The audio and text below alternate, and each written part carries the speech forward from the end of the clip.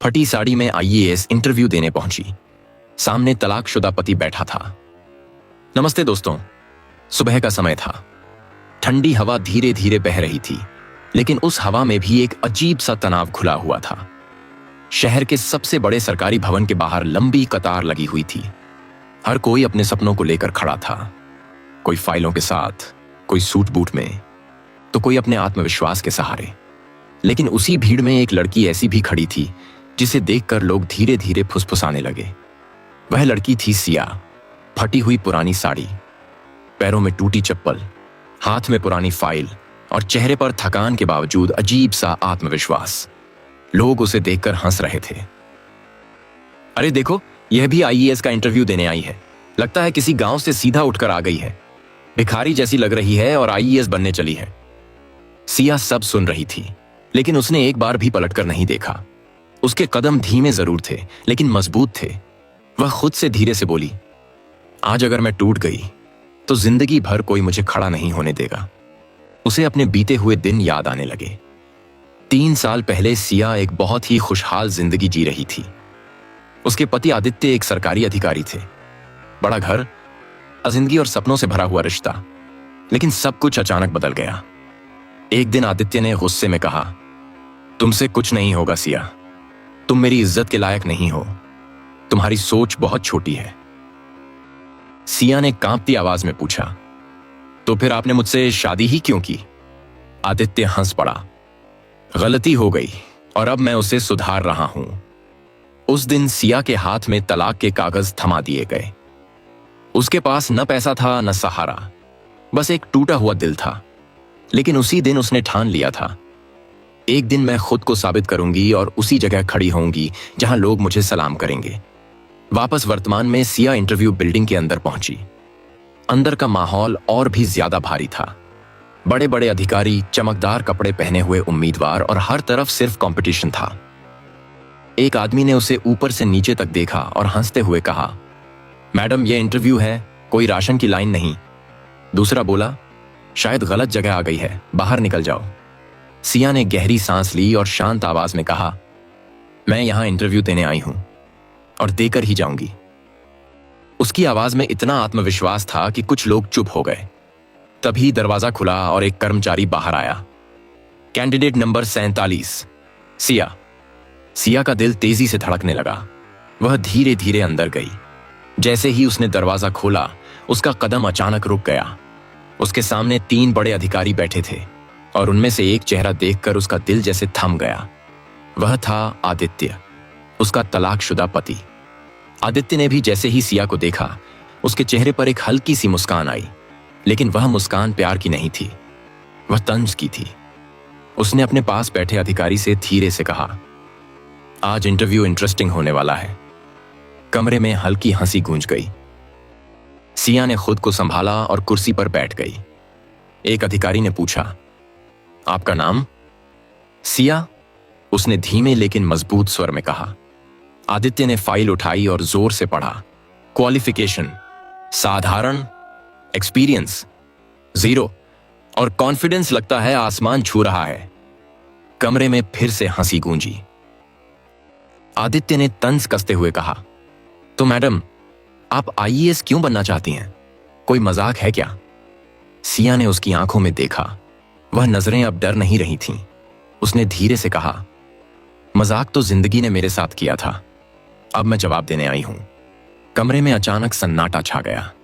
आदित्य थोड़ा चौंका, लेकिन फिर हंसते हुए बोला, जवाब? किस बात का जवाब? तुम तो खुद एक सवाल हो जिसका कोई जवाब नहीं है। सिया के हाथ हल्के से कांपे, लेकिन उसने खुद को संभाला। उसने कहा, सवाल वह नहीं होता जिसका जवाब ना हो। सवाल वह होता है जिसे लोग समझना नहीं चाहते। एक और अधिकारी ने गंभीर होकर पूछा, आपकी सबसे बड़ी कमजोरी क्या है? सिया ने बिना सोचे कहा, मैं टूट जाती हूं लेकिन हार नहीं मानती। और आपकी ताकत? मैं गिरकर भी खड़ी हो जाती हूं क्योंकि मेरे पास खोने के लिए अब कुछ नहीं है। कमरे में बैठे अधिकारी एक दूसरे को देखने लगे। आदित्य अब थोड़ा असहज हो रहा था। उसने फिर से मजाक उड़ाने की कोशिश की, ये सब बातें किताबों में अच्छी लगती हैं, असल जिंदगी में नहीं। सिया ने मुस्कुराते हुए कहा, सर, किताबें ही तो जिंदगी सिखाती हैं और जिंदगी ही सबसे बड़ी किताब होती है। एक अधिकारी ने पूछा, अगर आपको यह नौकरी नहीं मिली तो क्या करेंगी? सिया ने बिना झिझक जवाब दिया, फिर से कोशिश करूंगी जब तक मिल न जाए। और अगर जिंदगी भर नहीं मिली। उसकी आंखों में हल्की नमी आई, लेकिन आवाज मजबूत थी। तो मैं किसी और को इस लायक बनाऊंगी कि वह यहां तक पहुंचे, क्योंकि सपना सिर्फ मेरा नहीं है, यह हर उस इंसान का है जिसे लोग कमजोर समझते हैं। कमरे में अब पूरी तरह सन्नाटा था। आदित्य पहली बार चुप था। उसने सिया को गौर से देखा। वही लड़की जिसे उसने कभी कमजोर समझा था, आज उसके सामने पहाड़ बनकर खड़ी थी, लेकिन उसके अंदर का अहंकार अभी भी जिंदा था। उसने आखिरी सवाल पूछा, अगर मैं कहूं कि तुम इस पोस्ट के लायक नहीं हो तो? सिया ने सीधा जवाब दिया, तो मैं खुद को और बेहतर बनाऊंगी, लेकिन रुकूंगी नहीं। उसकी आंखों में अब डर नहीं था, आग थी। कमरे का माहौल पूरी तरह बदल चुका था। अब वहां हंसी नहीं थी, सिर्फ एक अजीब सा सन्नाटा था जिसमें हर कोई सिया को नए नजरिए से देख रहा था। आदित्य अपनी कुर्सी पर पीछे की ओर झुक गया। उसके चेहरे पर अब भी वही हल्की मुस्कान थी, लेकिन इस बार उसमें पहले जैसा आत्मविश्वास नहीं था। जैसे वह खुद समझ नहीं पा रहा था कि सामने बैठी लड़की वही सिया है या कोई और बन चुकी है। एक सीनियर अधिकारी ने चुप्पी तोड़ी। सिया, आपने जो जवाब दिए हैं उनमें दर्द भी है और हिम्मत भी, लेकिन आईएएस बनने के लिए सिर्फ इमोशन काफी नहीं होते, आपको सिस्टम को समझना होगा। सिया ने सिर झुकाकर कहा, सर, और मैंने वही सीखा है, जिंदगी से। अधिकारी ने पूछा, कैसे? सिया ने गहरी सांस ली और फिर धीरे धीरे बोलना शुरू किया। जब इंसान के पास कुछ नहीं होता तब वह सबसे ज्यादा सीखता है। मैंने भूख देखी है, तिरस्कार सहा है और अकेलेपन का मतलब समझा है। मैंने देखा है कि गरीब इंसान की आवाज कितनी कमजोर होती है, और मैंने यह भी देखा है कि अगर कोई उसकी आवाज बन जाए तो वह इंसान भगवान से कम नहीं होता। कमरे में बैठे हर व्यक्ति की नजर अब सिया पर थी। आदित्य भी चुपचाप सुन रहा था। सिया आगे बोली, मैं आईएएस इसलिए नहीं बनना चाहती कि मुझे पावर मिले, मैं इसलिए बनना चाहती हूं ताकि किसी और सिया को वह सब न सहना पड़े जो मैंने सहा है। एक अधिकारी ने गंभीर स्वर में पूछा, अगर आपको किसी ऐसे केस को संभालना पड़े जिसमें आपका खुद का पास्ट जुड़ा हो तो आप क्या करेंगी? यह सवाल सीधा सिया के दिल पर लगा। उसने एक पल के लिए आदित्य की तरफ देखा, फिर नजरें हटा लीं। सर, मैं अपने पास्ट को अपने फैसलों पर हावी नहीं होने दूंगी, क्योंकि एक अधिकारी का काम न्याय करना होता है, बदला लेना नहीं। आदित्य के चेहरे की मुस्कान हल्की पड़ गई। उसे एहसास होने लगा था कि यह वही लड़की है जिसे उसने कभी कमजोर समझा था, लेकिन आज वह उससे कहीं ज्यादा मजबूत खड़ी है। एक और अधिकारी ने पूछा, आपके पास रिसोर्सेज नहीं थे, सपोर्ट नहीं था, फिर भी आपने यहां तक का सफर कैसे तय किया? सिया की आंखों में हल्की चमक आई। सर, जब मेरे पास कुछ नहीं था तब मेरे पास सिर्फ एक चीज थी, जिद। किस बात की जिद? अधिकारी ने पूछा। खुद को साबित करने की और उन लोगों को गलत साबित करने की जिन्होंने मुझे कभी लायक नहीं समझा। कमरे में फिर से सन्नाटा छा गया। आदित्य अब पूरी तरह चुप था। उसके अंदर कुछ टूट रहा था या शायद कुछ जाग रहा था। इंटरव्यू लगभग खत्म होने को था। सीनियर अधिकारी ने कहा, थैंक यू सिया, आप जा सकती हैं। सिया ने धीरे से सिर झुकाया और उठकर बाहर जाने लगी, लेकिन जैसे ही वह दरवाजे तक पहुंची, आदित्य की आवाज आई, एक मिनट सिया। सिया के कदम रुक गए। उसने पीछे मुड़कर देखा। आदित्य अपनी कुर्सी से उठ चुका था। कमरे में बैठे बाकी अधिकारी थोड़ा हैरान थे। आदित्य धीरे धीरे उसके पास आया और बोला, तुम बहुत बदल गई हो। सिया ने शांत स्वर में कहा, लोग बदलते नहीं हैं, हालात बदल देते हैं।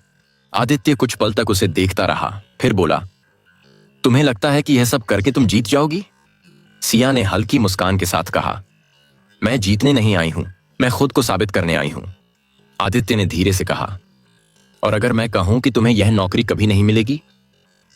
सिया की आंखों में एक चमक आई, तो मैं अगली बार फिर आऊंगी, और तब तक आती रहूंगी जब तक आप जैसे लोग यह मान न लें कि मैं इसके लायक हूं। कमरे में बैठे बाकी अधिकारी अब इस बातचीत को ध्यान से देख रहे थे। उनमें से एक ने आदित्य को रोकते हुए कहा, mister Aditya, please maintain professionalism. Aditya थोड़ा असहज हो गया। वह वापस अपनी सीट पर बैठ गया। सिया बिना कुछ कहे कमरे से बाहर निकल गई। जैसे ही वह बाहर आई, उसकी आंखों से आंसू बहने लगे। लेकिन यह आंसू कमजोरी के नहीं थे। यह उन सालों का दर्द था जो आज बाहर निकल रहा था। वह धीरे धीरे बिल्डिंग से बाहर आई, आसमान की तरफ देखा और खुद से कहा, आज मैंने खुद को हरा नहीं दिया, बस यही मेरी जीत है। उधर इंटरव्यू रूम के अंदर बाकी अधिकारी आपस में चर्चा कर रहे थे। एक ने कहा, इस लड़की में कुछ खास है। दूसरा बोला, हाँ, नॉलेज भले कम हो, लेकिन एटीट्यूड और ऑनेस्टी कमाल की है। तीसरे अधिकारी ने आदित्य की तरफ देखा। आप क्या सोचते हैं? आदित्य कुछ देर तक चुप रहा, फिर बोला, यह लड़की इमोशनल है और आईएएस के लिए इमोशंस खतरा हो सकते हैं। एक अधिकारी ने तुरंत जवाब दिया, लेकिन बिना इमोशंस के एक अच्छा अधिकारी बनना भी मुश्किल है।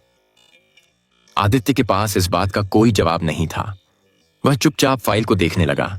उसके मन में सिया के शब्द गूंज रहे थे, मैं गिरकर भी खड़ी हो जाती हूं।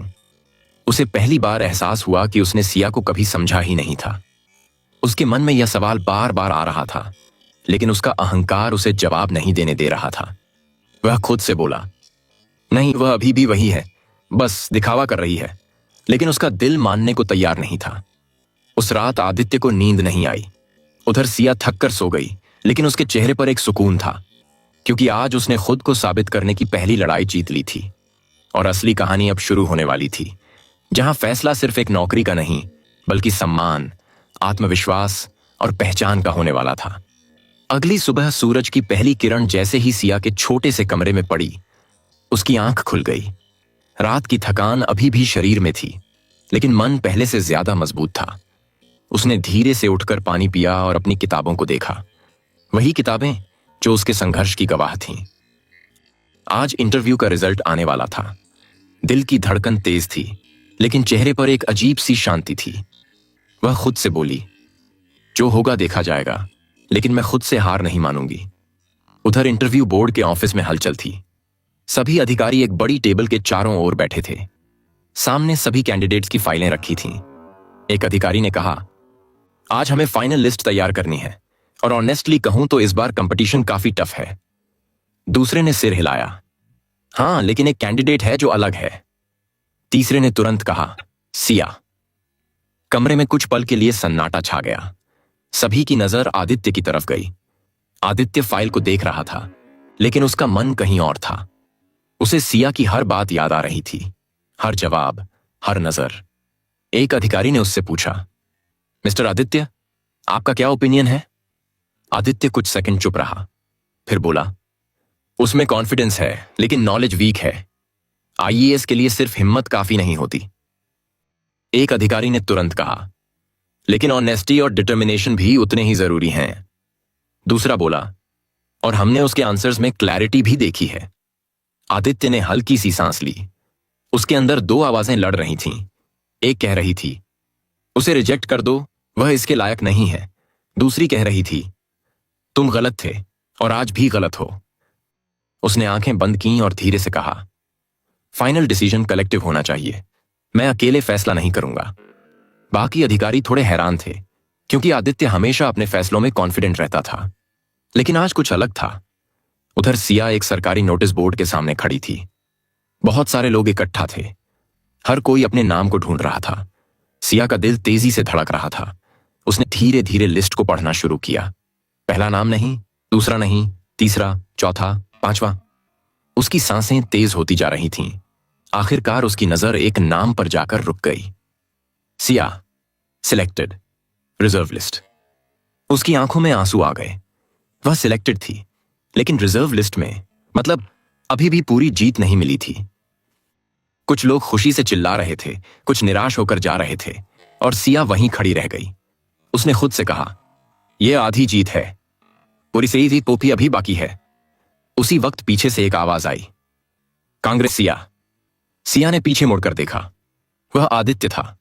वह धीरे धीरे उसकी तरफ आ रहा था। आज उसके चेहरे पर वह तंज वाली मुस्कान नहीं थी। सिया ने शांत स्वर में कहा, धन्यवाद। आदित्य कुछ पल तक चुप रहा, फिर बोला, तुमने अच्छा किया। सिया ने हल्की मुस्कान दी, मैंने सिर्फ कोशिश की। आदित्य ने पहली बार ईमानदारी से कहा, और वह कोशिश दिखी भी। दोनों के बीच कुछ सेकंड की खामोशी छा गई। सभी हैरान थे, आदित्य भी, लेकिन इस बार उसके चेहरे पर गर्व था। उसने खुद से कहा, मैंने इसे कभी समझा ही नहीं। ट्रेनिंग के आखिरी दिन सभी कैंडिडेट्स को सर्टिफिकेट दिए जा रहे थे। सिया का नाम पुकारा गया। वह स्टेज पर गई और सर्टिफिकेट लिया। तालियों की गूंज पूरे हॉल में फैल गई। उसकी आंखों में आंसू थे, लेकिन इस बार यह खुशी के आंसू थे। स्टेज से उतरते वक्त आदित्य उसके सामने आया। कुछ पल दोनों चुप रहे। फिर आदित्य ने धीरे से कहा, सॉरी। सिया ने हैरानी से उसकी तरफ देखा। आदित्य की आंखों में पहली बार सच्चाई थी। मैंने तुम्हें कभी समझा ही नहीं और तुम्हें कमजोर समझकर बहुत बड़ी गलती की। सिया ने कुछ सेकंड तक उसे देखा, फिर हल्की मुस्कान के साथ कहा, कोई बात नहीं, अगर आप ऐसा नहीं करते तो शायद मैं आज यहां नहीं होती। आदित्य ने सिर झुका लिया। उसे समझ आ गया था कि असली ताकत क्या होती है। सिया आगे बढ़ गई। अब वह सिर्फ एक लड़की नहीं थी, वह एक पहचान बन चुकी थी। कुछ महीनों बाद सिया को उसकी पहली पोस्टिंग मिली, एक छोटा सा जिला जहां लोग बेसिक सुविधाओं के लिए भी तरस रहे थे। सिया वहां पहुंची और काम शुरू किया। धीरे धीरे हालात बदलने लगे। पानी की समस्या हल हुई, स्कूलों में सुधार हुआ और लोगों की जिंदगी बेहतर होने लगी।